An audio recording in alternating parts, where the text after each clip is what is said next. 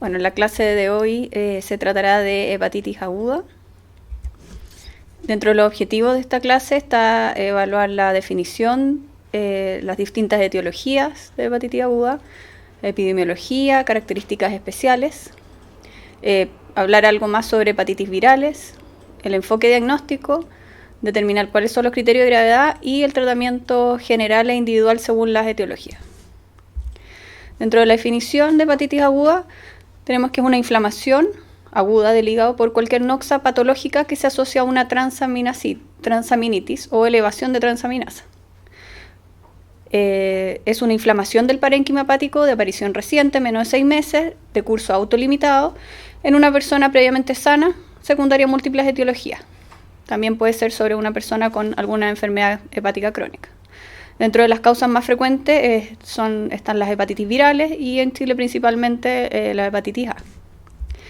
Dentro de la etiología tenemos entonces las hepatitis virales, de las cuales están los virus hepatotropos como la hepatitis A, la B, C, D y E. Virus como el Epstein-Barr, citomegalovirus, que secundariamente producen compromiso hepático, el VIH, Coxsackie, herpes simple y adenovirus. Otras causas como el alcohol, drogas, toxinas, que pueden ser predecibles o dosis dependientes como el paracetamol o impredecibles o idiosincráticas.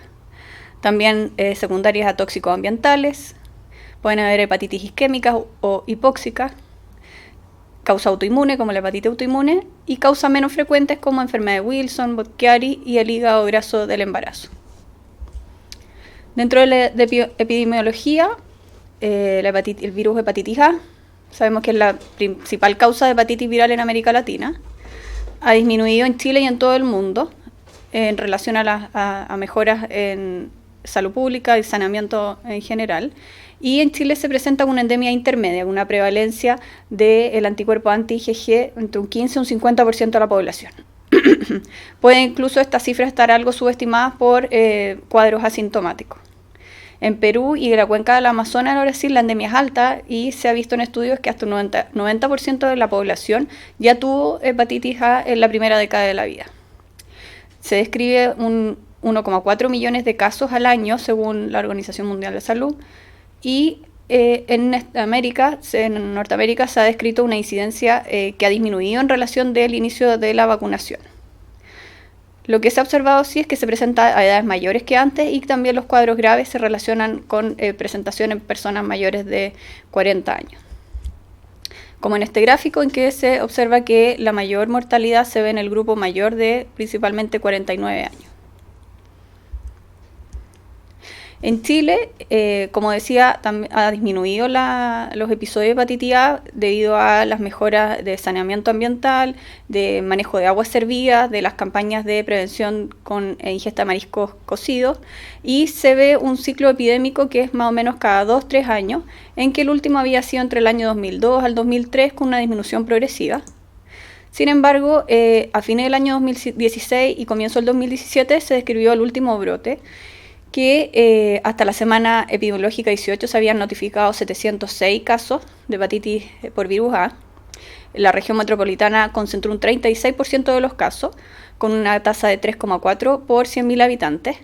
Y coincidió con un brote también en Estados Unidos y en Europa, en que las características es que fueron en pacientes principalmente hombres, un grupo de entre 15 a 39 años de edad, que tenían como conducta sexo hombre con hombre y que la transmisión principal era oro-anal. En este trabajo del año 2018 se observa que ha habido una disminución de la seroprevalencia del virus hepatitis A en Santiago, en Chile, comparando 2 décadas entre el año 2004-2006 versus el 2014 del 2016, en la cual se demuestra que hay una disminución de la seroprevalencia general de un 80 a un 67%, siendo estadísticamente significativo, y también que ha disminuido una seroprevalencia en el grupo etario entre los 2 y los 39 años, también estadísticamente significativo. En relación al virus hepatitis B, se estiman como portadores crónicos 248 millones a nivel mundial, hay una prevalencia global de 3,6% que tienen antígeno superficie positivo. Las áreas con mayor de 8% son de alta prevalencia, como en África y oeste y el sur de Sudán. Y las áreas con entre 2 y 7% de prevalencia intermedia sería en América del Sur. En Chile afecta solamente un 0,15% de la población, según que sería baja prevalencia, según la Encuesta Nacional de Salud del año 2009-2010 del Ministerio de Salud. El año 91 la OMS recomendó la inclusión de la vacuna a todos el programa de inmunización, y en Chile en el año 90 se inició la vacunación del personal de salud, y a partir del año 2005 se incluyó la vacuna antihepatitis B a todos los lactantes dentro del Programa Nacional de Inmunizaciones. Desde el año 2019 se ha incorporado también la vacuna en el recién nacido. En relación a la situación epidemiológica de hepatitis B en Chile, se demuestra en este gráfico que a través del tiempo, hasta el año 2013, que este gráfico se ha observado una disminución de la mortalidad y un aumento de la incidencia. En este gráfico en que se observan las notificaciones en relación a hepatitis B aguda y crónica en Chile entre el año 2001 y 2014, se observa que hasta el año 2009 el 90% de los casos notificados eran hepatitis aguda. Sin embargo, después del 2010, el 58% en promedio fueron hepatitis aguda hasta el año 2014 y un 42% de hepatitis crónica. Esto probablemente porque en el año 2010 se inició la notificación de casos pesquisados por donantes de sangre en forma retrospectiva y que fueron clasificados como hepatitis crónica. El grupo etario principal, que concentra el 58% del total, es el grupo entre los 20 y 39 años de edad. En relación al virus de hepatitis C, actualmente se describen 71 millones de infectados a nivel mundial. Es responsable del 27% de los casos de cirrosis y 25% de los casos de hepatocarcinoma a nivel global. En Chile es la segunda causa de cirrosis, descrito en el único trabajo que es multicéntrico, publicado en el 2008, que incluyó 9 centros hospitalarios. La incidencia global es de 0,3 por 100.000 habitantes y hay una prevalencia intermedia en Sudamérica y América Central en general, entre 1,5 a 3,5%. En Chile la prevalencia es baja, 0,01% de la población, sería endemia baja, en Chile según la Encuesta Nacional de Salud del año 2009-2010. En Chile en el año 96 se inició la pesquisa de los bancos de sangre, por lo que probablemente todos los transfundidos previos a estos años son factores de riesgo para haber adquirido la infección. La infección aguda por hepatitis C, descrito en datos americanos, se ha observado una disminución entre 230.000 al año, entre el año 80, versus 17.000 casos al año actualmente. Aquí en este mapa se observa la prevalencia global, en que en América hay una prevalencia baja y moderada, en cambio en África, el norte de África y Asia la prevalencia es alta. En relación a estos datos del Ministerio de Salud, según la distribución porcentual de los casos de hepatitis C, hasta el año 2004 la gran mayoría de los casos eran hepatitis aguda y posteriormente se han notificado principalmente casos de hepatitis crónica. Nuevamente la principal causa de transmisión en Chile es a través de las transfusiones. En este gráfico, en que se describen las tasas específicas de notificación según sexo y grupo de edad, se ve que el grupo principal es de hombres entre los 50 y los 59 años. En relación al virus de hepatitis D, tenemos que tiene una frecuencia que es infravalorada, ya que no están disponibles los test serológicos en las áreas endémicas. Si es que no se determina el RNA para hepatitis D o el antígeno para hepatitis D, que sobre todo es de curso transitorio y muy precoz, o si se repite el anticuerpo anti-hepatitis D, este episodio, un episodio de hepatitis aguda por virus D, puede pasar desapercibido, aunque se estima globalmente que aproximadamente un 5% de los portadores crónicos de hepatitis B contarían con una infección por hepatitis D, que sería aproximadamente entre 15 a 20 millones de personas a nivel mundial. La distribución geográfica tenemos que es de alta endemia en la zona de la Amazonia, el centro de África y algunas áreas de Europa. Y en América es de prevalencia baja. En relación a hepatitis E, causa 20 millones de nuevas infecciones anualmente, 3 millones de casos de hepatitis agudas por año. Hay prevalencia alta en países en vía de desarrollo, entre un 10 a un 70% de prevalencia, versus países desarrollados en que tienen una prevalencia de 1 a 21%. En Chile existen escasos estudios de cero prevalencia de anticuerpos IgG antihepatitis E en los bancos de sangre, y datos antiguos mostraron una prevalencia entre un 4 a un 8%. Se describe una alta mortalidad en pacientes embarazadas, hasta un 25%. En el trabajo de la revista Chilena Infectología que hizo Covarrubia, en que ellos evaluaron la seroprevalencia de la IgG para hepatitis E en donantes de sangre del Hospital Clínico de la Universidad de Chile, con técnicas de ELISA de última generación. De 186 muestras recolectadas en el año 2014, ellos vieron que 30% resultaron positivas para IgG por virus hepatitis E. La seroprevalencia en bancos de América del Sur es entre un 1,8 a 9,8%, siendo el genotipo más frecuente el genotipo 3. En este mapa entonces también se ve cuáles son las zonas hiperendémicas: México, Brasil, el norte y sur de África y Asia. En relación a la transmisión, van a ser diferentes en cada uno de los tipos de hepatitis virales, hepatotópicas. Tenemos la hepatitis A, en que la transmisión es fecal principalmente, transmisión persona a persona, y sexual, oroanal. En la hepatitis B, la transmisión es principalmente parenteral, sexual, que sería la principal vía de transmisión en Chile, perinatal y contacto estrecho también de convivencia, ya que las personas que conviven con portadores crónicos de hepatitis B tienen hasta 8 veces más riesgo de contraer la hepatitis B. La hepatitis E, también la transmisión es fecal, el genotipo 1 y 2, y es una zoonosis por ingesta de carnes crudas de cerdo en los genotipos 3 y 4. También se describen transmisión por transfusiones en áreas endémicas. Y el hepatitis C, la vía parenteral sería la principal en relación a transfusiones, como decía, en Chile antes del año 96, pacientes de diálisis, también trabajadores de la salud que tienen mayor riesgo, transmisión sexual, que es baja, vertical, hasta un 5%, y que puede aumentar en caso de coinfección con VIH, y se describe también una transmisión esporádica entre un 9 a un 27%. La clínica de las hepatitis virales en general va a ser similar en todos los virus. Puede ser asintomática y anictérica, que va a ser la mayoría de los cuadros de hepatitis A en niños, y también de la hepatitis C, que es en general la presentación más frecuente. Y si es que es la forma ictérica, esta puede ser una hepatitis moderada, severa o incluso fulminante. Dentro de la hepatitis viral, la forma ictérica, vamos a tener todos, comparten distintos periodos. Primero está el periodo de incubación, en que según los virus va a ser variable el tiempo de incubación. La hepatitis A tiene entre 15 a 30 días, la hepatitis B y D entre 30 a 180 días, la hepatitis C entre 20 y 140 días, y la hepatitis E entre 14 a 60 días. El periodo prodrómico, que existe en más del 75% de los casos, va a ser variable según el virus. Puede ser 2-3 días en caso de hepatitis A o varias semanas en el caso de hepatitis B.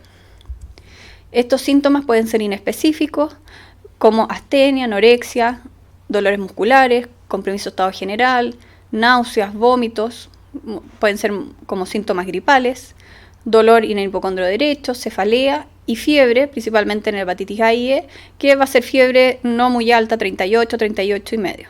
Si fueran de mayor temperatura, uno tendría que pensar en otros tipos de infección.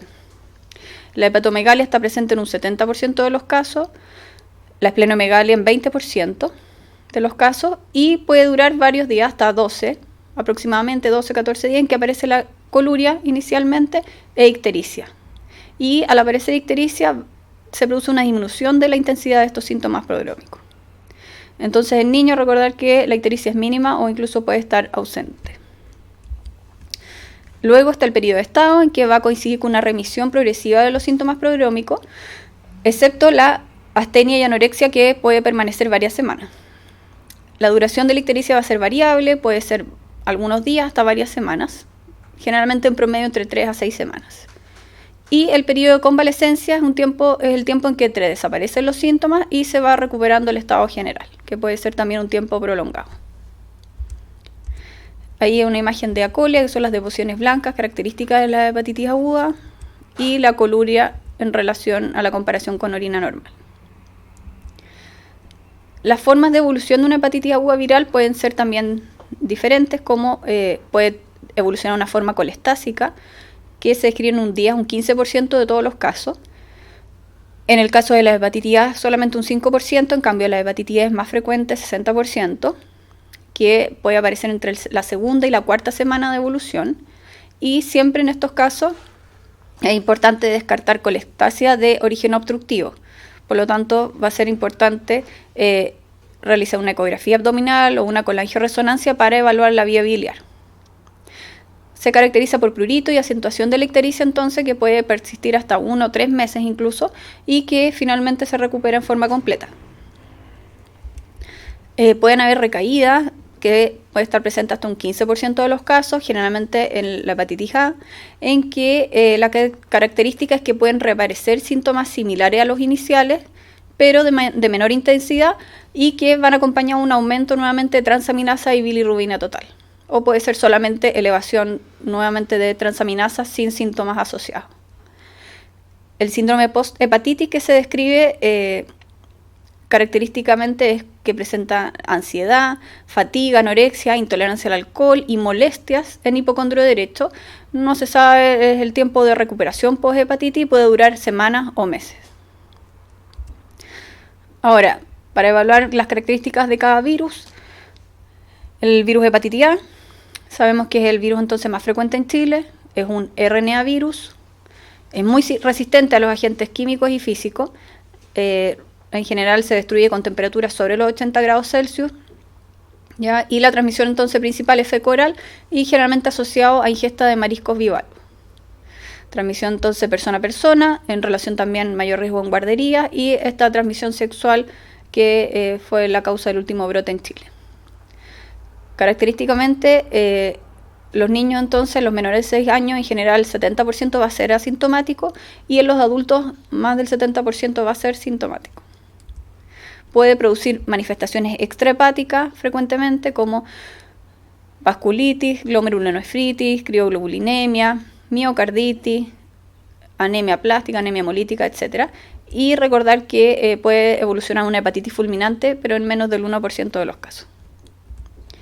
En relación a la patogenia, el virus ingresa al organismo a través del tubo digestivo, se produce una viremia en que el virus posteriormente ingresa al hepatocito, se replica y posteriormente es envuelto en vesículas, las cuales son eliminadas a través de los canalículos biliares hacia la bilis y luego eliminadas hacia las deposiciones, por la cual continúa su ciclo de diseminación. En relación a la clínica, acá en este gráfico, se observa entonces que a los 30 días post-contacto se inicia la eliminación fecal del virus, con lo que aumenta progresivamente los niveles de IgM hasta aproximadamente el segundo mes, que es el marcador de infección aguda, que es con el que vamos a hacer el diagnóstico de hepatitis aguda por virus A, el cual después del segundo mes inicia su descenso hasta desaparecer. Y el marcador de inmunidad va a ser la IgG antihepatitis A, que también inicia su aumento aproximadamente al mes y medio, y que va aumentando y se mantiene durante toda la vida. Estas elevaciones y el aumento de la IgM se va a relacionar con la elevación de transaminasas, con los síntomas ya descritos y también con la elevación de bilirrubina. En relación a la hepatitis B, es un DNA virus. Los genotipos van desde la A hasta la J, son 9 genotipos. El genotipo de mayor frecuencia en Chile es el F. La incubación, ya decíamos, entre 1 a 6 meses. Y lo importante es que menos del 5% de los pacientes va a persistir como una hepatitis crónica. Entre un 0,1 a un 0,5% de los pacientes puede evolucionar una hepatitis fulminante.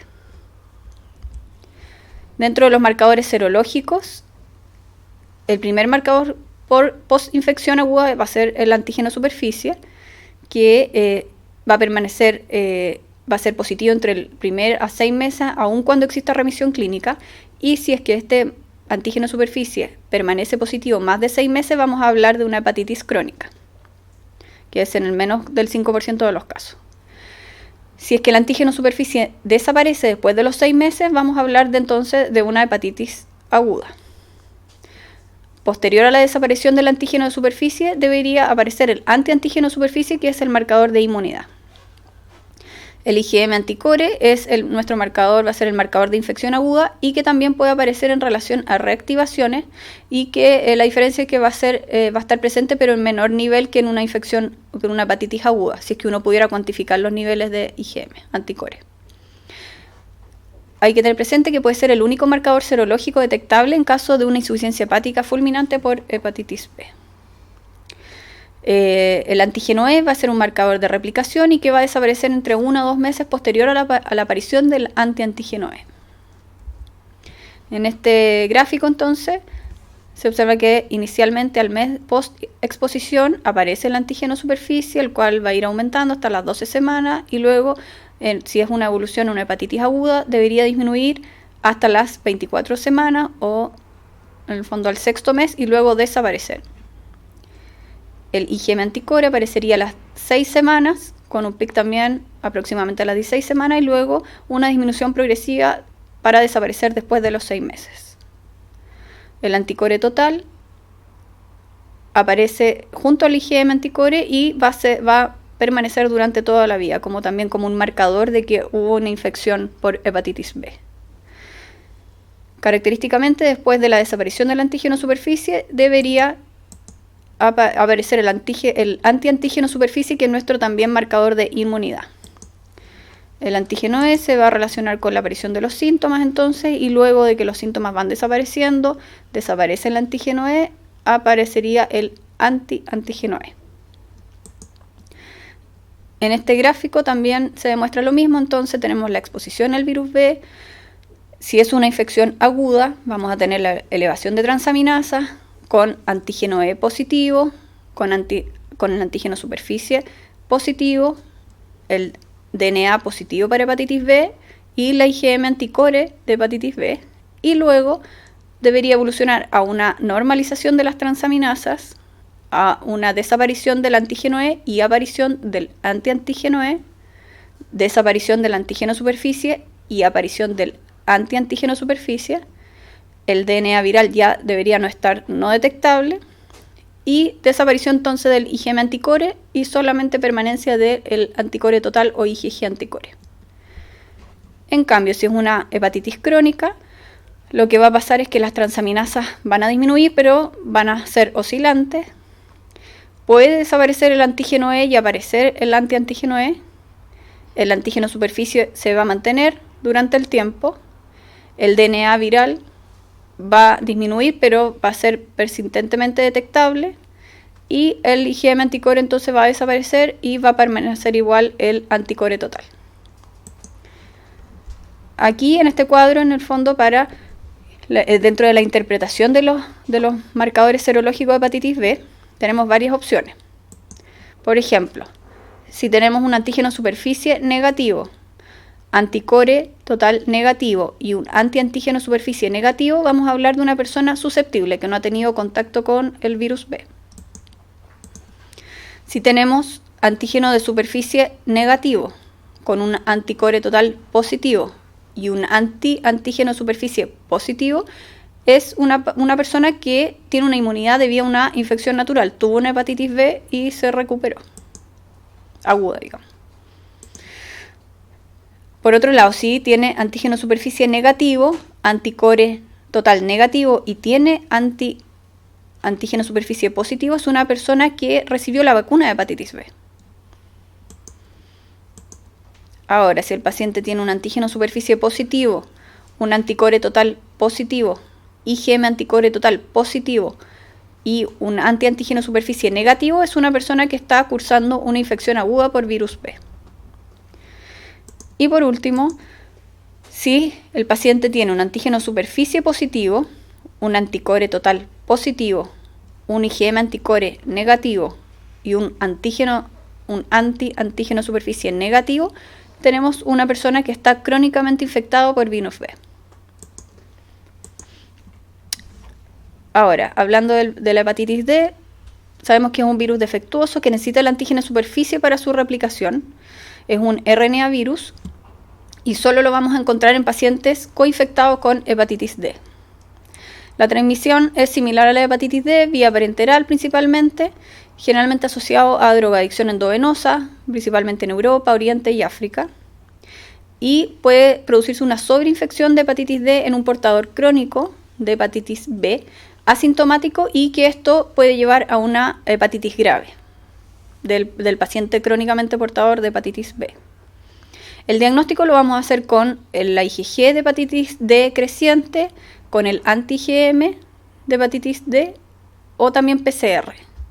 Se puede también pedir el antígeno específico para hepatitis D, pero este aparece precozmente y un tiempo muy corto, por lo que generalmente no se logra pesquisar. La presentación puede ser como coinfección de hepatitis B y D, en que lo característico es que va a haber una doble elevación de transaminasa. Puede haber una superinfección de hepatitis D en un portador crónico, como decía, de hepatitis B, en que puede evolucionar a una infección aguda solamente de hepatitis D. O lo más frecuente es que en un portador crónico de hepatitis B se superinfecte de hepatitis D y que esta quede como una infección crónica, que es lo con mayor frecuencia, queda en un 80% de los casos, queda como infección crónica por hepatitis D.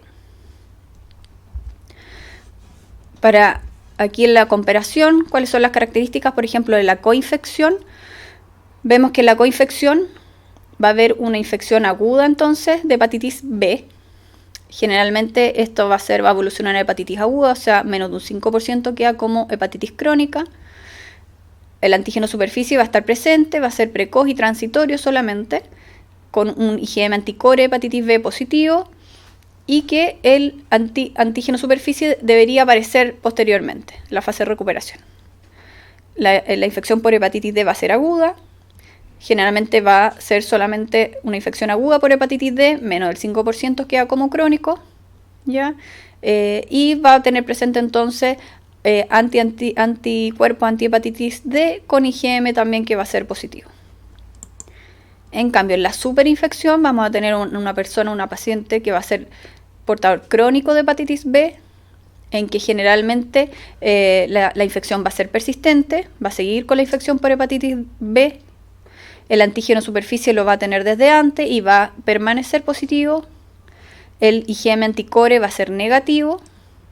El antígeno superficie va a ser negativo. Esta infección por hepatitis D podría quedar como una infección aguda o persistir como una infección crónica, que es lo que pasa en más del 80% de los casos. Y nuevamente entonces los anticuerpos van a estar presentes de antihepatitis D, IgM también antihepatitis D. Ahora pasando a la hepatitis C, sabemos que es un RNA, que hay 6 genotipos, en Chile el más frecuente es el 1B, y que evoluciona a la cronicidad hasta en un 85% de los casos. Las hepatitis agudas por virus C en general son poco sintomáticas y un 40% logra resolver la infección. Ahora, cuando se logra esto, el 90% del aclaramiento espontáneo ocurre en las primeras 12 semanas. ¿Ya? Y hay factores descritos que son favorables para el aclaramiento espontáneo del virus C. Pueden ser factores del huésped o del virus. En relación a factores favorables para poder eliminar, hacer un clearance espontáneo de la hepatitis C, tenemos factores del huésped como sexo femenino, edad joven, menor de 25 años, raza blanca, el hecho de tener una hepatitis ictérica sintomática, tiene mayores probabilidades, ausencia de inmunosupresión y especialmente ausencia de VIH y de coinfección de hepatitis B, ciertos genotipos de interleuquina B28 como el homocigoto CC y factores virales como el genotipo 1 y también que tenga un pic alto de RNA viral. El RNA para virus hepatitis C va a ser el test más sensible para la infección aguda. Puede ser positivo desde días posteriores al contacto hasta 8 semanas post-exposición y siempre va a estar positivo si es que existen síntomas. Pueden haber fluctuaciones mayores a un logaritmo, durante la evolución y siempre va a preceder la aparición del anticuerpo antihepatitis C. Es importante tener presente que puede ser transitoriamente negativo durante la infección aguda, por lo tanto es importante siempre repetir la PCR en búsqueda en el fondo, de que reaparezca el RNA de hepatitis C. Este puede ser un marcador de infección aguda o crónica, entonces es según cómo lo vamos interpretando, según la evolución y los datos que tengamos para hacer el diagnóstico de hepatitis aguda. Se recomienda también repetir la PCR a las 12 y a las 24 semanas para confirmar si es que existió realmente un clearance espontáneo de la infección. El antihepatitis C va a ser positivo la mayoría de las veces a las 6 semanas post contacto y va a ser útil tenerlo si es que tenemos claro que hubo cero conversión. O sea, si sabemos que un paciente previamente tenía serología negativa y posteriormente aparece el anticuerpo positivo, vamos a tener claro que puede ser una infección aguda. Aisladamente no nos va a poder dar información porque está presente tanto en las infecciones agudas como crónicas. Y muchas veces la aparición puede ser retrasada y puede estar ausente en inmunodeprimidos. Es importante tenerlo presente. Dentro de la clínica, generalmente 2/3 de los pacientes va a ser asintomático o muy poco sintomático. Solo un 10 a un 20% va a tener síntomas evidentes. Bajo un cuarto de los pacientes va a presentar ictericia. Y si es que presenta síntomas, es muy, muy raro que presente hepatitis fulminante. Generalmente la bilirrubina no tiene una gran elevación hasta aproximadamente 12 miligramos por decilitro. El diagnóstico entonces lo vamos a hacer por la presencia de RNA positivo para hepatitis C con un anticuerpo negativo. Después de eso vamos a ver que más adelante va a ser convertir. O en un paciente que tenemos un antihepatitis C positivo en que ya sabíamos que previamente tenía anticuerpos negativos. Ahora, la hepatitis E es un RNA virus también en que hay 4 especies y de ellas la especie A tiene 8 genotipos, de los cuales el genotipo 1 y 2 van a infectar solamente humanos. En estos genotipos la transmisión es feco-oral, similar al de hepatitis A. De hecho, produce cuadros muy similares de hepatitis aguda típica. Nunca produce hepatitis crónica y está presente principalmente en países en vía de desarrollo. Tiene como característica especial importante en que produce una alta mortalidad en embarazadas, hasta un 25%. En cambio, el genotipo 3 y 4 es una infección zoonótica que se da en países desarrollados, como en Francia, que es una de las causas más frecuentes de hepatitis virales, también en Alemania, el Reino Unido. Generalmente son poco sintomáticos, menos del 5% de los pacientes hace un cuadro típico de hepatitis viral o de hepatitis aguda, y es en países, como decía, desarrollados principalmente. Entonces, genotipo 1 y 2, la transmisión es feco-oral y también puede ser en áreas endémicas, puede ser a través de transfusiones. Y el genotipo 3 y 4 es a través de la ingesta de carnes crudas de cerdos y jabalí.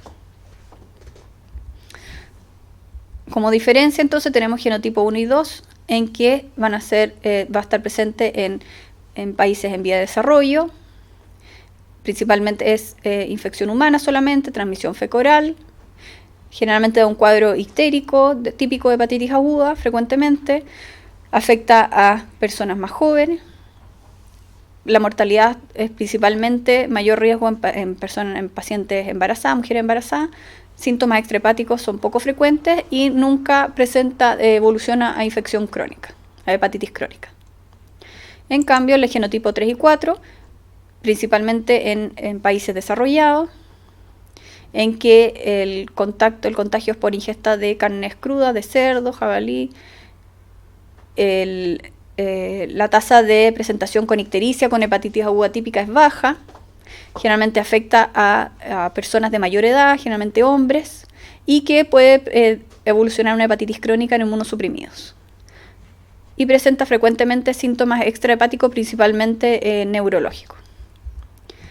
Dentro de las manifestaciones extrahepáticas, como decía, que eran frecuentes en el genotipo 3 y 4, pueden ser tiroiditis, meningitis, Guillain-Barré, etcétera, y que un 90% de las manifestaciones neurológicas se presenta en pacientes inmunocomprometidos.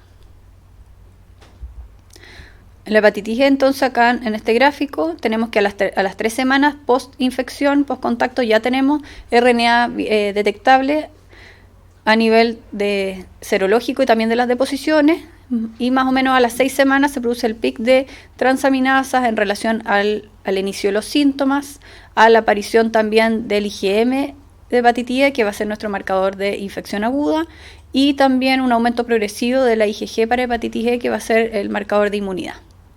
La viremia va a durar entre 3 a 6 semanas. Evolución aguda entonces en hepatitis en los genotipos 1 y 2, y evolución crónica en inmunocomprometidos del genotipo 3 y 4. El diagnóstico se puede medir también antígeno de hepatitis E por IgM o por IgG para hepatitis E y la PCR. Y el algoritmo diagnóstico va a ser diferente si se trata de un paciente inmunocomprometido o inmunocompetente. Pasando a otro tema, los virus de afectación sistémica como el Epstein-Barr, citomegalovirus, herpes virus y adenovirus, en pacientes inmunocompetentes pueden producir hepatitis leve dentro del cuadro general. Y sobre todo el Epstein-Barr presenta frecuentemente hasta un 60% de hepatitis asociada a los síntomas de adenopatía, fiebre o dinofagia, que puede ir con o sin hepatomegalia. Es característico el aumento de transaminasas y también el aumento de fosfatasa alcalina. Otras causas de hepatitis aguda que hay que tener presente, que después van a ser vistas con mayor detalle en cada una de las clases correspondientes. La hepatitis autoinmune, que tenemos una prevalencia de un 11 a 25 por 100.000 habitantes, afecta principalmente a mujeres entre 40 y 50 años y pueden debutar como una hepatitis aguda entre un 25 y un 75% de los casos, que pueden ser síntomas muy similares a hepatitis viral. Puede ser el debut de una hepatitis aguda o ser una reactivación con una enfermedad crónica, hepática crónica de base, no diagnosticada previamente. Inicialmente los anticuerpos y la IgG pueden ser negativos, entonces puede ser difícil el diagnóstico. Dentro de la clínica, entonces, como decía, se puede confundir con una hepatitis viral, puede producir síntomas muy similares, hasta fiebre, y los síntomas pueden ser inespecíficos como fatiga, compromiso de estado general, dolor hipocondrio derecho, mialgia, anorexia, baja de peso, náusea y prurito. Otra causa de hepatitis aguda es la hepatitis por droga. DILI, según las siglas de su nombre en inglés, es responsable de un 10% de todas las hepatitis agudas y se presenta entre un 10 a un 15 de personas por 10.000 a 100.000 expuestos a fármacos al año. Los fármacos involucrados con mayor frecuencia son los antiinflamatorios no esteroidales, antimicrobianos como la isoniazida, la amoxicilina con ácido clavulámico y el ketoconazol, antifúngico, anticonvulsivantes como el ácido valproico, antineoplásico e inmunosupresores como la cetropina y el metrorexato. Dentro de los tipos de toxicidad por droga, hepatitis por drogas, tenemos la toxicidad directa, idiosincrática, que es la que generalmente va a producir los episodios de hepatitis aguda, y la indirecta, una hepatotoxicidad indirecta. Dentro de los episodios de hepatitis aguda, entonces, propiamente tal, puede ser producido por estas reacciones idiosincráticas o también indirectas, en que la característica es que va a haber una exposición, una latencia de días o meses post exposición al fármaco. Presenta un alto nivel de GPT con fosfatasas alcalinas bajas. Generalmente lo característico es que sea en relación al uso de isoniazida o diclofenaco, y lo importante es que tiene una alta tasa de mortalidad, hasta un 10%. Otros tipos de presentación puede ser hepatitis colestásica o hepatitis mixta, en que las elevaciones de transaminasa son menores, pueden ser secundaria a amoxicilina, con ácido clavulámico, como decía, al cotrimoxazol, fenitoína, y que el pronóstico es más favorable. También pueden ser presentados como hepatitis inmunoalérgica, en que se acompañan de rash, fiebre y eosinofilia, y esto es característico que sea secundario al uso de alopurinol, carbamazepina, fenitoína, sulfanamida y macrolio. Por otro lado, también otra causa de hepatitis aguda puede ser la enfermedad de Wilson, que también va a ser visto con mayor detalle, que es una enfermedad autosómica recesiva. Sabemos que se produce por una alteración del transporte del cobre. Generalmente en pacientes se manifiesta antes de los 35 años, con mayor frecuencia en mujeres. Puede tener manifestaciones hepáticas y además neurológicas que son frecuentes, y se puede presentar como una hepatitis aguda e incluso como una insuficiencia hepática fulminante. Puede ser inicialmente indistinguible de una hepatitis aguda viral. con síntomas como ictericia, anorexia, vómito entre un 14 a un 44% de los pacientes. Otra causa importante de hepatitis aguda es la hepatitis hipóxica o hígado de shock o hepatitis isquémica, en que tiene una incidencia de un 0,6 a un 1,5% de los pacientes ingresados en unidad de cuidado intensivo. Se describe una mayor frecuencia en hombres con edades entre 60 y 70 años y se produce secundario a hipotensión, que puede ser incluso breve, transitoria y subclínica, por lo tanto hay que tener un alto índice de sospecha.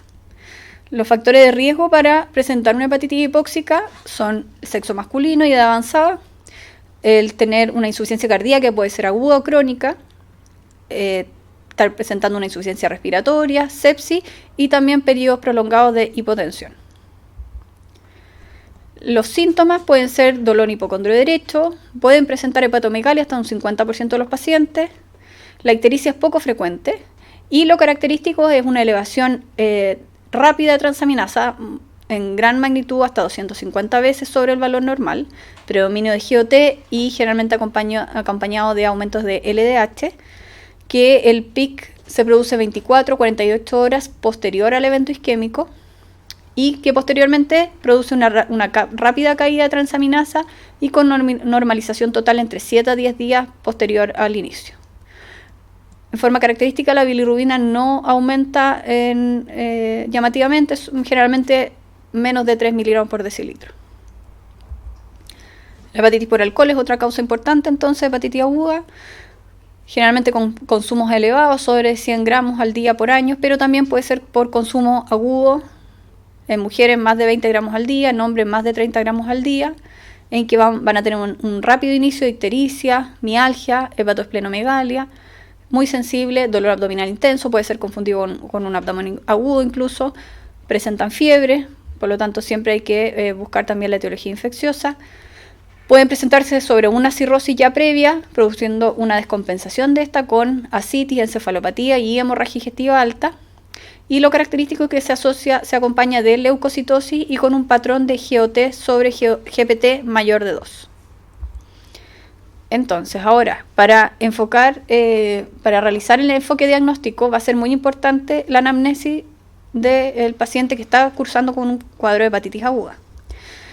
Va a ser muy importante interrogar dirigidamente sobre síntomas asociados como fiebre, adenopatías u otros. También si es que hay contacto familiar o si es que trabaja en guarderías o algún familiar que haya tenido síntomas similares. Antecedentes de enfermedad autoinmune, personal o familiar, obviamente que aumentaría la sospecha de, por ejemplo, el debut de una hepatitis autoinmune.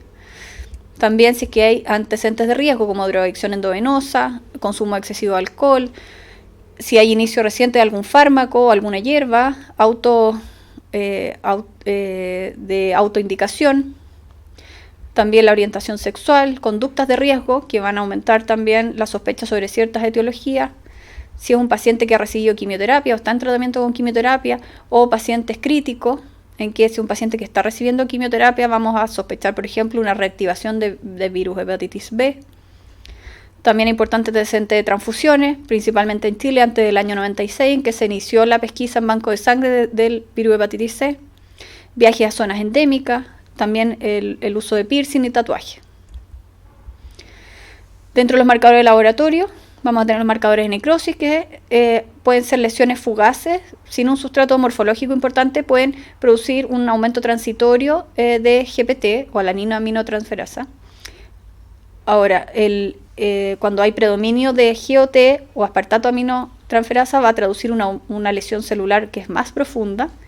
La GGT es menos específica y la LDH también es menos específica. Pero en general, dentro del perfil hepático vamos a considerar la aspartato aminotransferasa, la alanino-aminotransferasa, la bilirrubina y fosfatasa alcalina, que estos van a ser marcadores de injuria hepática.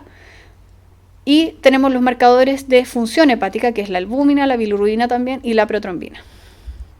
Por lo tanto, es importante tener claro que los niveles de transaminasa no se relacionan con la gravedad del cuadro. Sí van a tener importancia sobre la gravedad, el nivel de protrombina en que ya si hay menos de 50% y tenemos una ictericia intensa, que se habla con bilirrubina sobre 10 miligramos por decilitro, vamos a estar ante una hepatitis grave, por lo cual hay que tener un mayor cuidado y estar observando, incluso hospitalizar al paciente. El patrón hepatocelular, según las características de la relación GOT-GPT, también nos va a ayudar para continuar el estudio sobre la sospecha diagnóstica de la causa de hepatitis, en que las hepatitis virales vamos a ver que tienen una elevación entre 3 a 10 veces el valor normal, hasta 150 veces, y que el pic va a preceder a la aparición de ictericia. Como decía, en la hepatitis alcohólica la relación GOT-GPT es mayor a 2 y generalmente son elevaciones no importantes, menos de 10 veces el valor normal y característicamente asociado a leucocitosis. En las hepatitis tóxicas puede haber una elevación importante de transaminasa y que también puede ser colestásico o mixto. La hepatitis autoinmune, la elevación es variable, pueden ser entre 3 a 10 veces el valor normal y lo importante es que va asociado a esta elevación de anticuerpos. Y la hepatitis isquémica son valores muy elevados de transaminasa, hasta 250 veces el valor normal, como decía, y generalmente asociado a una elevación importante de LDH. La relación GOT-GPT también nos va a ayudar como para la sospecha diagnóstica. En general, la mayoría tienen un mayor aumento de GPT sobre GOT, excepto la hepatitis alcohólica, isquémica, también congestiva, el Budd-Chiari. Entonces, el diagnóstico etiológico que vamos a solicitar ante un paciente que se presenta con una hepatitis aguda, vamos a pedir entonces serología para hepatitis A, serología para hepatitis B, que va a ser el IgM anticore, el antígeno superficie, y si es que tenemos un alto índice de sospecha, también serología para hepatitis D. Menos frecuente, pero según las características del paciente, podemos solicitar una ceruloplasmina para iniciar el estudio de sospecha de enfermedad de Wilson, anticuerpos y la IgG, si pensamos en una hepatitis autoinmune. Si hay un cuadro sistémico, adenopatías, odinofagia, etc., vamos a solicitar estudio para virus Epstein-Barr, citomegalovirus. También, en caso de tener otras características, el estudio para herpes virus, varicela zoster. Si dentro de la batería también inicial deberíamos buscar hepatitis E y también hepatitis C. Y nunca olvidar el VIH. Bueno, este es el cuadro de hepatitis, del diagnóstico, el score abreviado de hepatitis autoinmune. Bueno, además, siempre tenemos que tener el diagnóstico diferencial de una hepatitis aguda. Va a ser importante apoyarnos con imágenes en que vamos a complementar con una ecografía abdominal, un ecodoppler abdominal, con la angioresonancia o escáner según la sospecha, según lo que estemos pensando, pero dentro del diagnóstico diferencial tenemos que considerar, por ejemplo, patologías de obstrucción de la vía biliar, como litiasis biliar, colangitis esclerosante, pancreatitis aguda, también reactivación de una hepatopatía crónica preexistente, según las características, una enfermedad vascular como el Budd-Chiari. Si, dependiendo de las características también, si un paciente embarazada, buscar colestasia intrahepática al embarazo. Si hay un cuadro sistémico, pensar en infecciones bacterianas, sepsis por gram negativo, tuberculosis, algunas enfermedades infiltrativas. Ahora, en relación al tratamiento, la medida de tratamiento general, en las hepatitis virales en general, el manejo va a ser más que nada de medidas de apoyo. No es necesario restringir las proteínas. En general un régimen liviano porque no van a tolerar mayor alimentación. Idealmente suspender el anticonceptivo oral y terapias de reemplazo hormonal. Reposo relativo, mantenerlo hasta que se recupere la ictericia. Y debe iniciar actividad física según cómo vaya evolucionando, según las capacidades. No consumir alcohol, eso es importante. No usar, tratar de evitar los antiinflamatorios o no recomendarlo. Y la mayoría de los pacientes son manejados en domicilio con estas medidas y es importante si es que corresponde hacer la notificación obligatoria. Ahora, lo más importante es tener claro cuáles son los criterios de hospitalización. Si es un paciente que tiene vómitos persistentes, está deshidratado, tiene un gran compromiso general, probablemente va a ser un paciente que va a evolucionar a una hepatitis grave, en la cual lo vamos a determinar porque tiene una ictericia importante con una bili mayor de 10 o porque la protrombina es menor a 50%, en ese caso se recomienda hospitalizar porque tiene una alta probabilidad de aparecer que ese paciente evolucione con encefalopatía y con eso ya estaríamos ante el diagnóstico de insuficiencia hepática fulminante, por lo que debería ser trasladado precozmente a un centro que cuente con trasplante hepático. Ahora, en forma específica, según cada una de las etiologías, la hepatitis A no va a tener un tratamiento específico, solamente las medidas generales que mencionaba. En caso de que haya un curso con una hepatitis colestásica, podría ayudar el uso de ácido ursodeoxicólico, colesteramina por un tiempo para control del prurito, y aquí lo más importante son las medidas de prevención. Lo mismo para la hepatitis E. La hepatitis aguda por virus E generalmente no necesita tratamiento, va a ser clearance espontáneo. Ahora, si es una hepatitis aguda grave o si se produce una falla hepática aguda sobrecrónica en un paciente previamente cirrótico, podría estar indicada la ribavirina. Recordar que es teratogénica por el alto riesgo en pacientes embarazadas. Y siempre también es importante acá la prevención. En relación a la hepatitis B aguda, van a estar indicados los antivirales solamente en casos de hepatitis grave. Obviamente si el paciente evoluciona con una insuficiencia hepática, si es que hay una alteración de la coagulación importante con un INR mayor a 1.5, con una bili mayor de 10, que se mantenga en forma persistente más de 4 semanas, y también en pacientes inmunocomprometidos y trasplantados, en que siempre prevenir esto, en que tenemos que buscar el antígeno superficie y el anticore total previo al inicio de la inmunosupresión. Los antivirales que vamos a usar son el tenofovir y el entecavir. No está definido el tiempo de tratamiento, sin embargo se proponen al menos 3 meses, mantenerlo hasta 3 meses posterior a la seroconversión al antiantígeno superficie o al menos 12 meses después de seroconversión de antígeno E, en los que no se logra perder el antígeno superficie. En relación a hepatitis C, hay que considerar que todo paciente con hepatitis C aguda debe ser tratado. Se debe monitorizar los títulos de RNA al inicio entre las 4 y las 12 semanas postdiagnóstico para evaluar oportunamente si existe clearance espontáneo antes del inicio del tratamiento. Por lo mismo no está claro cuándo iniciar el tratamiento, pero sí se recomiendan antivirales directos por 8 a 12 semanas según las características del paciente, y hay estudios que incluso han usado antivirales por 4 o 6 semanas con muy buena tasa de respuesta viral sostenida. Finalmente, el tratamiento del resto de las causas de hepatitis aguda, que van a ser vistos con mayor profundidad en cada una de las clases correspondientes. Hepatitis alcohólica, si cumple con un índice de madre mayor a 32, va a ser tratado con prednisona por 28 días inicialmente, aunque a los 7 días de tratamiento debe calcularse el Lille-Score para evaluar si es que tiene respuesta adecuada y continuar con el tratamiento con corticoides y completar 28 días. Hepatitis autoinmune, entonces va a ser tratada con corticoides, atropina. Las hepatitis por droga, lo más importante es suspender los fármacos. En caso específico, el N-acetilcisteína en caso de intoxicación por paracetamol, la colesteramina en caso de hepatitis por leflunomida, terbinafina, la L-carnitina en caso de hepatitis por ácido valproico y prednisona en caso de hepatitis por hipersensibilidad. Por último, la hepatitis hipóxica, lo más importante es restablecer la hemodinamia para lograr un adecuado gasto cardíaco. Entonces, como conclusiones, tenemos que la hepatitis aguda va a estar definida por una duración del cuadro clínico menor a 6 meses. Existen múltiples etiologías causantes de hepatitis aguda, las más frecuentes son las virales. Es importante dirigir el estudio diagnóstico según los factores de riesgo, las características del paciente y también el nivel de elevación de transaminasas que nos va a ayudar para la aproximación diagnóstica. Las hepatitis agudas virales comparten características clínicas, pero siempre tenemos que considerar los factores de riesgo, la endemia característica de cada área y las características de cada virus. El nivel entonces de transaminasa y patrón de GOT-GPT van a orientar también sobre la posible etiología.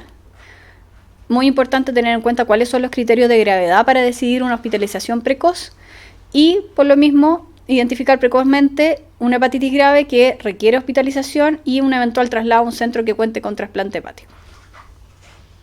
Muchas gracias.